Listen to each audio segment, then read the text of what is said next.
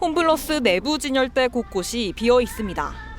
냉동식품 코너도 텅텅 비었고 샴푸는 제일 앞줄만 겨우 채워져 있습니다. 재고가 아예 없어요. 노래가 나오는 편하게여서 웬만만큼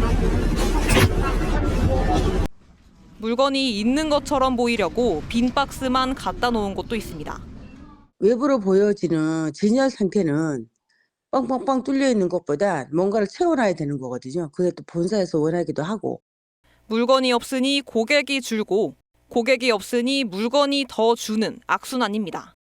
옛날에 비해서 물건이 좀 다양하게 있질 않고 그 종류가 조금 줄어드는 것 같아요. 불편한 점은 조금 있죠. 홈플러스 거래 업체들의 상품 납품률은 1년 전과 비교해 절반 이하로 크게 떨어졌습니다. 회생 절차가 시작되고 현금이 바닥나자 업체들이 공급을 줄이거나 아예 끄는 겁니다.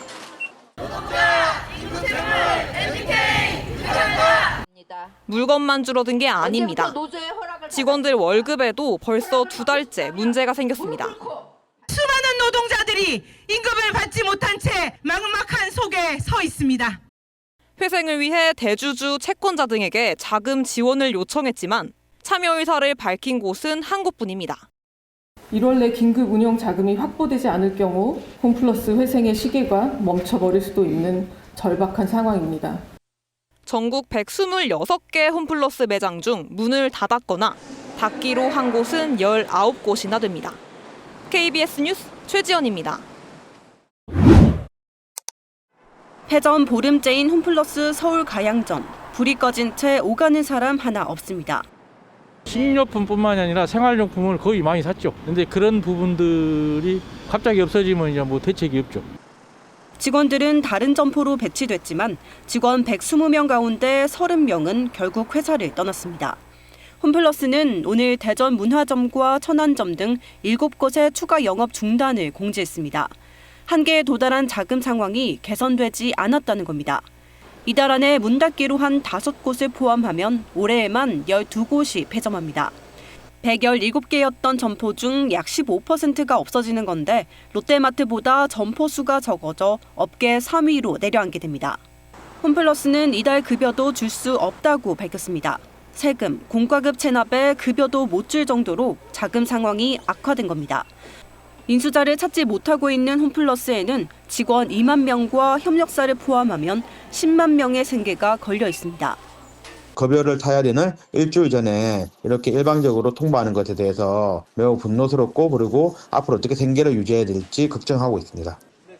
지난해 2월 회생 신청 직전 신용등급 하락을 미리 알고도 채권을 발행해 투자자들에게 손해를 입힌 혐의를 받고 있는 MBK 파트너스 김병주 회장 등 경영진에 대한 구속영장은 모두 기각됐습니다.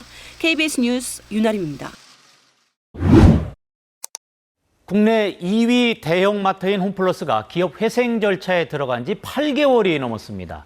회생이 개시되려면 새 주인을 찾는 인수합병이 성사돼야 하는데 최근 기업 2곳이 인수 의향을 밝히긴 했습니다. 하지만 아직도 갈 길이 멀다는데 경제산업부 김채린 기자와 함께 자세한 이야기 나눠보도록 하겠습니다. 어서 오세요. 자, 지금 뭐 홈플러스 인수 후보를 찾는 건 뭐 지금 꽤 난항이었는데 일단 뭐 해보겠다. 네. 이렇게 나선 곳이 있군요. 네, 그렇습니다. 딱 일주일 전이죠. 지난달 31일 이 홈플러스 인수 의향서 접수가 마감됐는데요. 네. 그 결과 기업 2곳이 인수 의향서를 낸 걸로 확인됐습니다. 자, 인수 의향이잖아요. 뭐 관심이 있다 이런 느낌 같은데 근데 능력, 진짜 인수를 할 수 있는 건지 이것과는 좀 다른 개념이죠. 네, 인수 의향서는 말 그대로 앞으로의 인수 합병 절차에 참여할 의사가 있다. 딱 그 정도의 뜻을 밝히는 문서입니다. 네. 그럼에도 이제 지원 기업이 나타난 것 자체가 예상 밖이라는 반응이 많은데요.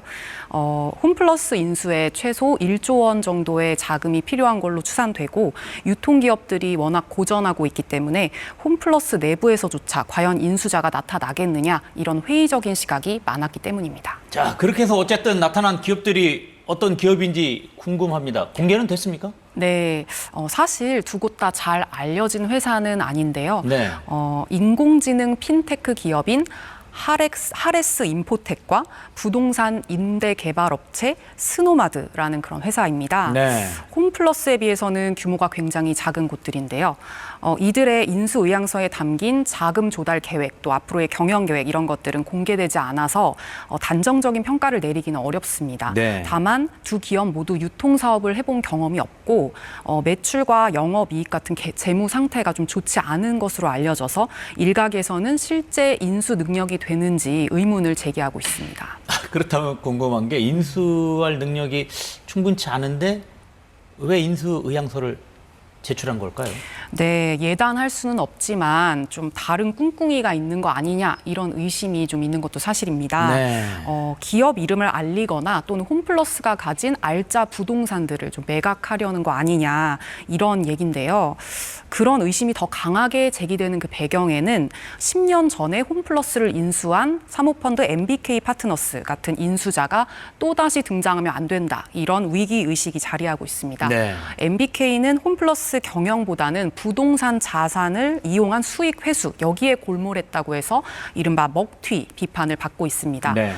민주당 의원들은 제2의 MBK 사태를 막아야 한다면서 그제 회생법원 앞에서 기자회견을 열기도 했거든요. 한번 보시죠.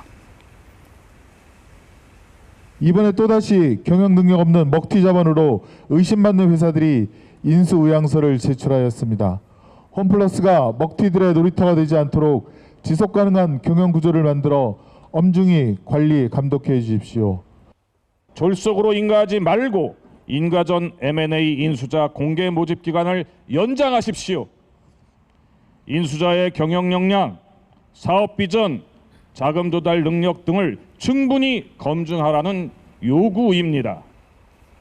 근데 뭐 이 앞서서 뭐 두 개 기업 말고도 농협이 뭐 인수하는 것 어떠냐 이런 방안도 뭐 여러 차례 뉴스에 나오고 그랬었는데 네.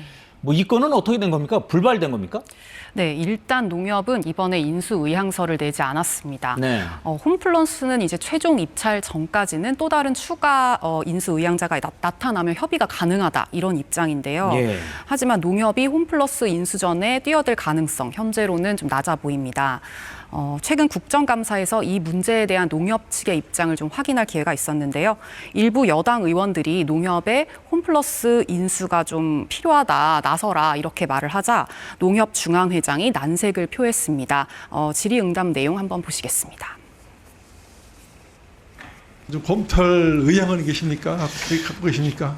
지금 저희 농협 유통 현황이 너무 어렵기 때문에 저희들도 농협 유통, 하나라 유통이 연간 400억씩, 800억 적자가 나고 있는데 또 직원들을 구조조정해서 200명 이상 이렇게 구조조정하고 있는데 지금 뭐 삼성 홈플러스 관련된 부분을 거론하는 자체가 적절치 않은 것 같습니다.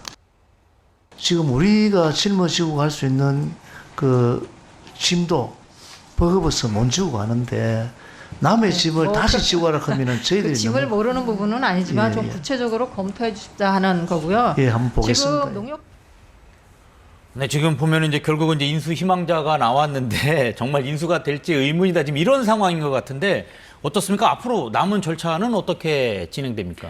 네, 홈플러스는 현재 회생 계획과 기업 인수 계획을 이제 한꺼번에 묶어서 진행하는 회생 계획 인가전 M&A를 추진 중입니다. 네. 사실상 새 주인 즉 인수자를 찾는 걸 전제로 하는 회생 절차이기 때문에요.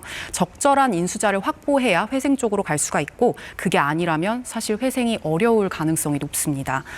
인수 의향을 밝힌 두 기업은 오는 21일까지 홈플러스에 대한 예비 실사를 이제 진행하고요. 그 결과를 토대로 오는 26일까지 정말 홈플러스 인수에 참여할지 최종 입찰서 제출 여부를 결정하게 됩니다. 일단 법원은 홈플러스 회생 계획안 제출 기한을 다음 달 29일까지로 좀 늘려줬는데요. 네. 이 전까지 홈플러스가 인수 계약을 체결하면 그것까지 반영해서 회생 계획을 법원에 제출할 걸로 보입니다. 물론 법원이 그 회생 계획안을 받아들여 줄지 인가해 줄지는 또 다른 문제고요. 결국 홈플러스 회생 절차가 올해 안에 결론 나기는 쉽지 않아 보입니다. 노동조합과 입점 소상공인들은 믿을 만한 인수자가 나타나서 신속하게 회생 절차가 진행될 수 있도록 정부의 지원이 필요하다. 또 대주주 MBK가 인수자의 부담을 줄여주는 추가 조치를 해야 된다. 이렇게 요구하고 있습니다. 네, 알겠습니다. 오늘 여기까지 듣도록 하겠습니다. 지금까지 김채린 기자와 함께했습니다. 고맙습니다.